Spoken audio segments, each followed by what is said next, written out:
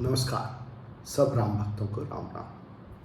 आज अरण्य कांड में शूर्पणखा अपने नाक कान काटे जाने के बाद रावण के पास जाती है और रावण को प्रेरित करते हुए कहती है, बोली बचन क्रोध करे भारी, देश कोस के सुरत बिसारी, करस पान सोवस दिन राती, सुधे नहीं तब सिर पर आराती।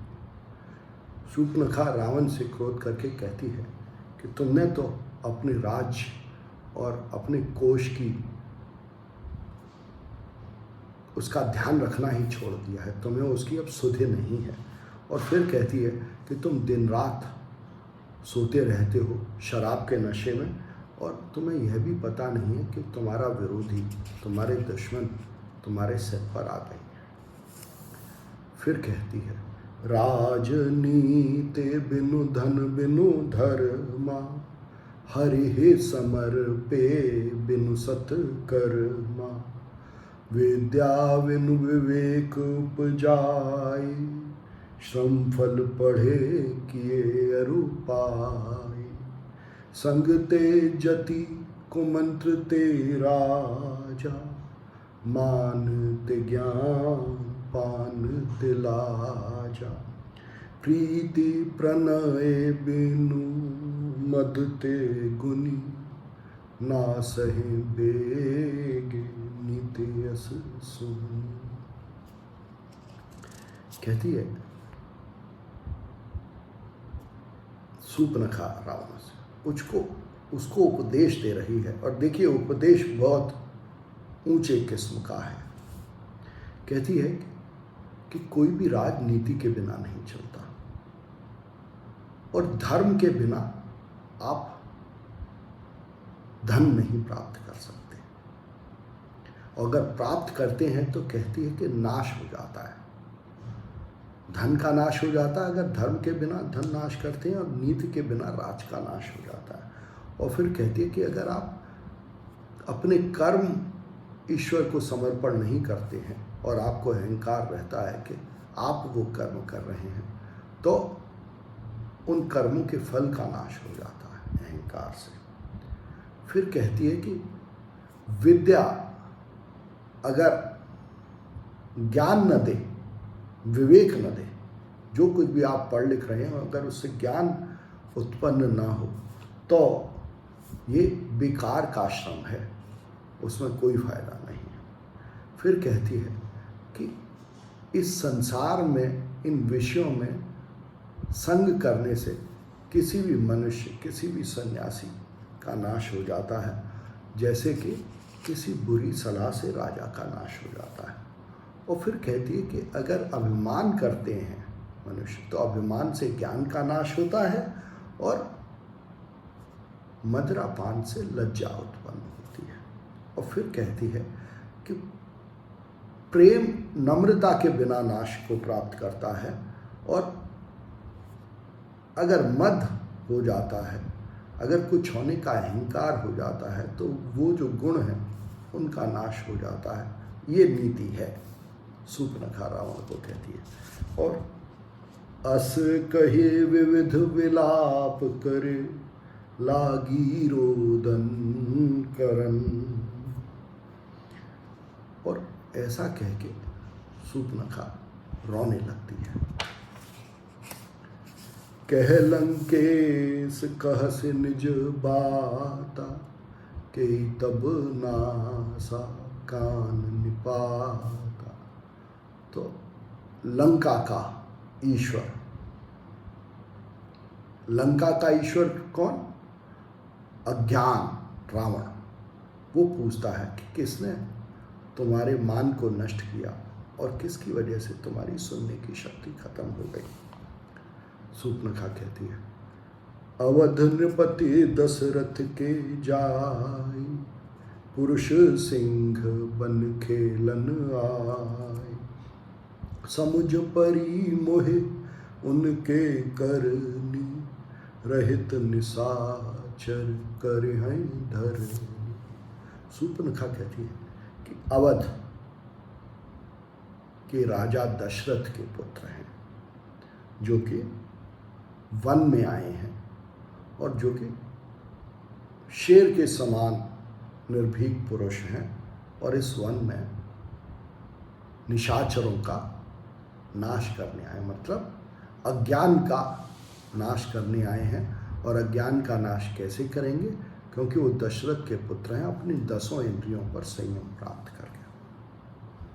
और कहती है कि मुझे तो उनका यही कार्य जान पड़ता है कि वो सारे निशाचरों को, सब अज्ञान जो इस दुनिया में फैला हुआ है, उसको नष्ट कर देंगे। जिनकर भुज बल पाए दसानन, अभय भये विचरत मुनि कानन। शोभा धाम राम अस नामा, तिनके संग नारिक श्याम। कहती कि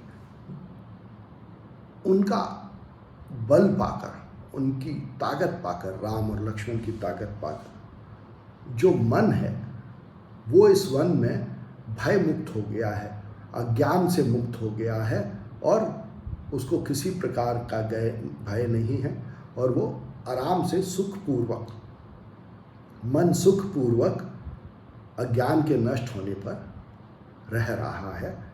और फिर कहती है कि उनका नाम राम है, और जिन्होंने कि बहुत सुंदर रूप धारण किया है, यह विश्व रूप या मनुष्य रूप उन्होंने ही धारण किया है।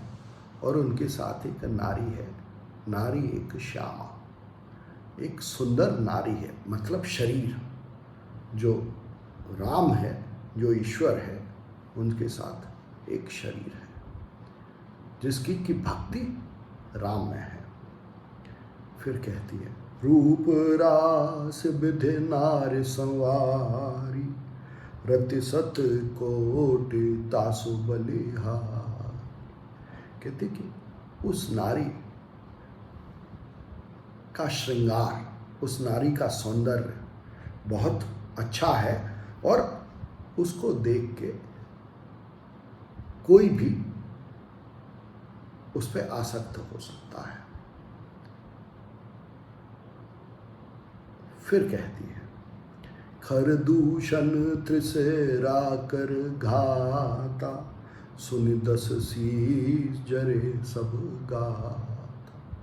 खरदूषण और त्रिसरा की मृत्यु रावण को बताती है, जिसको कि सुनकर रावण, जो कि अज्ञान का रूप है, उसके सारे अंग जलने लगते हैं, मतलब वो विरोध में डूब जाता है, क्रोध में डूब जाता है।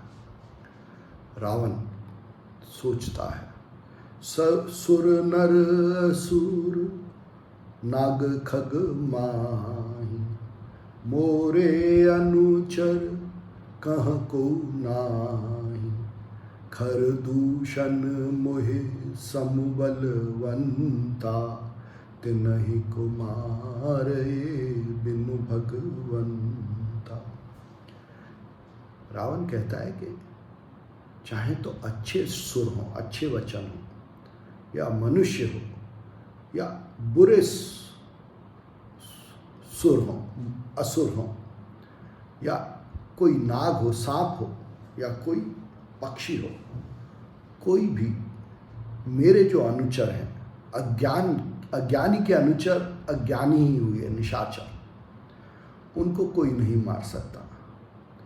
और फिर कहता है कि खर और दूषण, जो कि जिनमें कि दोष दृष्टि है, जो दोष ही देखते हैं, उनका कोई कैसे नाश कर सकता है, क्योंकि वो तो अज्ञान के समान ही बलवान है, अपने समान बलवान बताता है दोष दृष्टि वाले मनुष्यों को। अज्ञानी कहता है कि जिनमें दोष दृष्टि है वो अज्ञानी के समान बलवान है, और उनको तो भगवान के अलावा और कोई नहीं मार सकता। मतलब अज्ञान को भगवान के अलावा कोई नष्ट नहीं कर सकता। कैसे? जब तक भगवान का ज्ञान न हो जाए कि भगवान कौन है, तब तक अज्ञान का नाश नहीं हो सकता। फिर कहता है, सुरंजन भंजन मही भारा, जो भगवंत लीन अवतारा, तो मैं जाय बैरु हटे कराऊं, प्रभु सर प्राण तजे भवतरऊं। रावण कहता है कि अगर भगवान ने अवतार लिया है मनुष्य रूप में, और उन भगवान जो कि ज्ञान रूप हैं, जिनका ज्ञान होने से सब प्रकार के दोष दुख खत्म हो जाते हैं, कहता है कि मैं उन ज्ञान रूपी भगवान से हट करके दुश्मनी करूंगा, क्योंकि वो ज्ञान रूप भगवान जो मनुष्य रूप में प्रकट है, वो ही मेरा अज्ञान दूर करेंगे। उन्हीं से मेरा अज्ञान दूर होगा और मैं इस ब्रह्म सागर से तर जाऊंगा।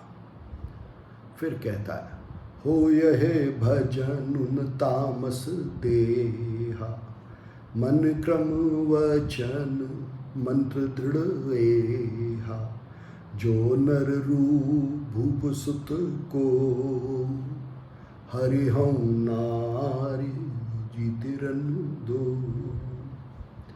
रावण कहता है कि मेरी देह तामस है, तो रावण तामस प्रवृत्ति का प्रतीक है, और तामस प्रवृत्ति अज्ञान का प्रतीक है, आलस्य का प्रतीक है। इसीलिए कहता है कि मेरे से भजन नहीं हो सकता।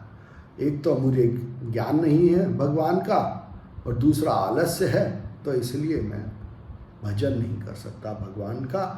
और कहता है कि मेरे मन से, वचन से और कर्म से यह दृढ़ मत है, यह दृढ़ बुद्धि है मेरी कि मैं भजन नहीं कर सकता।